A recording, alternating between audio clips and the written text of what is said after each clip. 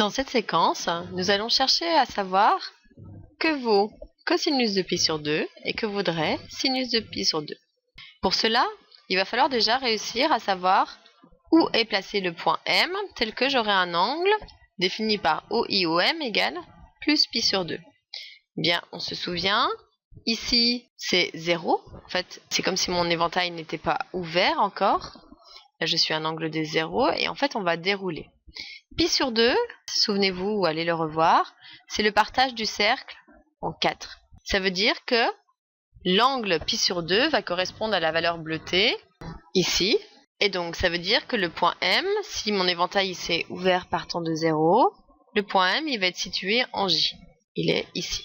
Maintenant on se souvient, dans la séquence précédente, on a vu que si on avait l'angle θ, donc θ ici il est là, ça c'est plus pi sur 2, les coordonnées de M sont toujours définies par projection sur l'axe des abscisses, cosinus θ, et projection sur l'axe des ordonnées, sinus θ. Donc maintenant, on va exprimer les coordonnées du point M de deux manières différentes pour pouvoir trouver que va valoir cosinus de pi sur 2 et que va valoir sinus de pi sur 2. Déjà, première manière de faire, M, il est sur le cercle. Donc, on peut donner des coordonnées classiques. Donc, les coordonnées de M classiquement sont projection sur l'axe des abscisses, je suis en 0. Valeur de l'ordonnée, je suis en J, c'est le cercle trigonométrique, donc je suis au niveau 1. Donc, les coordonnées de M dans le repère sont 0, 1. Maintenant, je vais exprimer les coordonnées de M par rapport à l'angle. Donc, on a vu que les coordonnées de M, c'était cosinus de l'angle, mais cosinus, mon angle ici, θ, c'est pi sur 2, c'est un quart de cercle.